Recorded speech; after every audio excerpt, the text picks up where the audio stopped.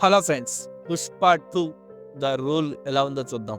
Pushpa 2 the rule ఎలా ఉందంటే mass జాతర అనటంలో ఎటువంటి సందేహం లేదు. ఎందుకంటే సుకుమార్ ఎక్కడ కూడా తగ్గలేదు.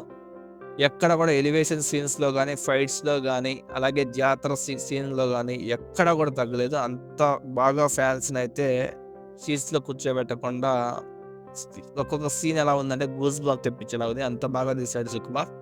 అలాగే చేజింగ్ సీన్స్ గానీ, అంటే లారీలు వెళ్ళడం గానీ, అలాగే పడవ సీన్స్ గానీ చాలా బాగా తీశాడు. అలాగే wife and husband 'Rashmika' and 'Allu Arjun' మధ్యన అంటే వైఫ్ అండ్ హస్బెండ్స్ ఎలా ఉండాలనే దాన్ని గూడా చాలా బాగా చూపించాడు. అలాగే అంటే పార్ట్ 2లో ఎవరైతే తన నుంచి ఇంటి పేరు లాక్కుంటారో, అంటే వాళ్ళ అన్నయ్య ఎవరైతే అంటే అజయ్ ఎవరైతే ఇంటి పేరు లాక్కుంటారో వాళ్ళ చేతనే చివరికి ఎలా వీడే నా తమ్ముడు, అంటే 'పుష్పరాజ్' నా తమ్ముడు అని ఎలా అనిపించాడు అనే సీన్ అయితే క్లైమాక్స్‌లో వస్తుంది. అక్కడైతే ఖచ్చితంగా నాకైతే ఏడుపు కూడా వచ్చింది. అంత బాగా సెంటిమెంట్స్ సుకుమార్ అయితే చాలా బాగా తీశాడు. సినిమాలో సెంటిమెంట్ గానీ, మాస్ గానీ, అలాగే రొమాన్స్ గానీ ఎక్కడ కూడా సుకుమార్ తగ్గలేదు. అంత బాగా తీశాడు. సినిమా అయితే నాకైతే సూపర్‌గా అనిపించింది. అనసూయ పార్ట్ 1లో తన తమ్ముడిని చంపిన పుష్పని ఎలాగైనా చంపాలని ప్లాన్ చేస్తూ, పుష్పకి ఎవరైతే వ్యతిరేకంగా ఉంటారో వాళ్ళ దగ్గరికి తిరుగుతూ సునీల్‌కి ఎలాగైనా మళ్ళీ సిండికేట్ బాధ్యతలు అప్పగించాలని ట్రై చేస్తూ ఉంటుంది. ఫహద్ ఫాసిల్ పార్ట్ 1లో పుష్ప చేతిలో అవమానించబడతాడు. పార్ట్ 2లో దానికి రివెంజ్ ఎలా తీర్చుకున్నాడు, చివరికి పుష్ప చేత ఎలా సారీ చెప్పించుకున్నాడు, ఆ సారీ చెప్పించుకోవడం తనకు ఎలా బెడిసి కొట్టింది, చివరికి పుష్ప చేతిలో ఓటమి పాలై ఫహద్ ఫాసిల్ ఏమయ్యాడనేది మీరు ఈ పార్ట్‌లో చూస్తారు. రష్మిక మందాన శ్రీవల్లి పాత్రలో చాలా ఒదిగిపోయింది. అలాగే పుష్ప వైఫ్‌గా ఎలా ఉండాలి, అంటే భార్యాభర్తల బంధం ఎలా ఉండాలి అనే సీన్స్‌లో రష్మిక చాలా బాగా అదరగొట్టింది. అలాగే ఫీలింగ్ సాంగ్స్‌లో కొంచెం ఎక్స్‌పోజ్ చేస్తూ కుర్రకారుకి మతిపోగొట్టింది.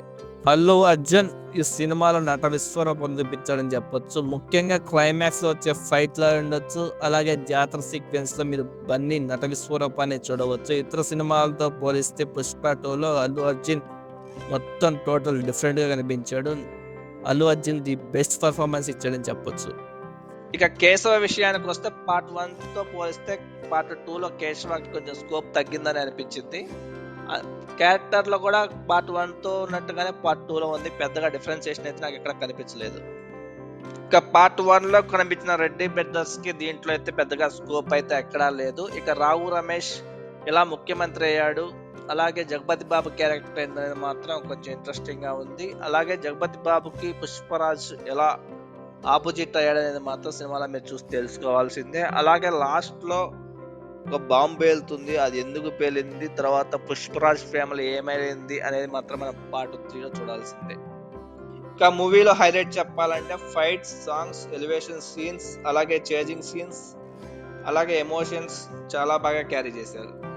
స్టోరీ విషయానికి వస్తే పార్ట్ 1లో కూలీగా ఉన్న పుష్పరాజ్ ఎలా సిండికేట్ దక్కించుకున్నాడు, అలాగే ఫహద్ ఫజీల్తో లొల్లి పెట్టించుకున్నాడు, అక్కడతో పార్ట్ 1 అవుతుంది. అయితే సుకుమార్ ఎక్కడ కూడా పార్ట్ 1 రీక్యాప్ అయితే ఇవ్వలేదు.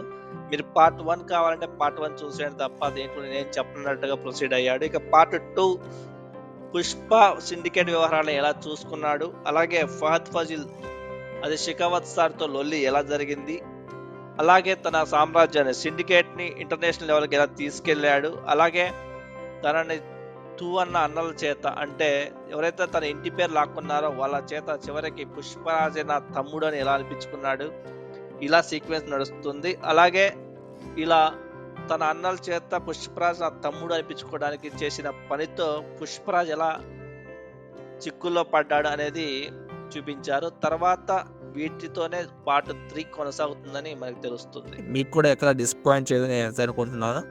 ఈ వీకెండ్‌లో తప్పకుండా మీరు 'పుష్ప ది రూల్' చూడండి. ఎక్కడ తగ్గొద్దు.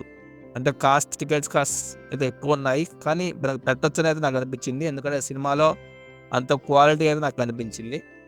ముఖ్యంగా అల్లు అర్జున్ అయితే అసలు అంతకుముందు సినిమాకి, ఈ సినిమాకి అయితే వేరియేషన్‌లు మాత్రం అసలు వేరియేషన్స్ అంటే అసలు అల్లు అర్జునే అన్నట్టుగా ఉన్నాడు. అంత బాగా యాక్ట్ చేశాడు.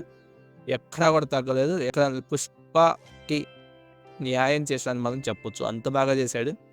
అలాగే మిగతా వాళ్ళు 'జగపతి బాబు' గాని, అలాగే ట్విస్టులు, సినిమాలో ట్విస్టులతో పాటుగా 3 అవర్స్ ఉన్నప్పటికి కూడా ఎక్కడ మీకు బోర్ కొట్టదు. అంత బాగా తీశాడు సుకుమార్.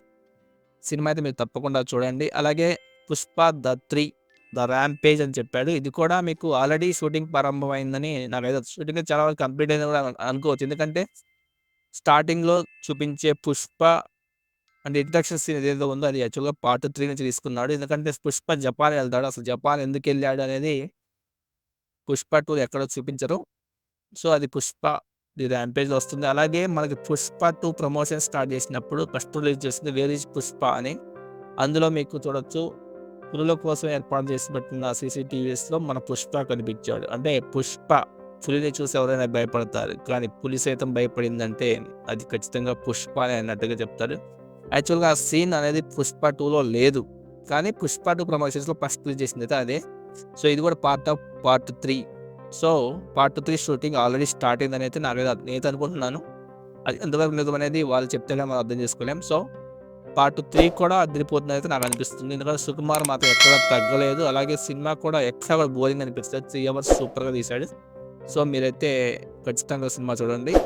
మన తెలుగు సినిమాని ప్రోత్సహించండి. 'పుష్ప' ఎక్కడ తగ్గేదేలే. Please like, share and subscribe.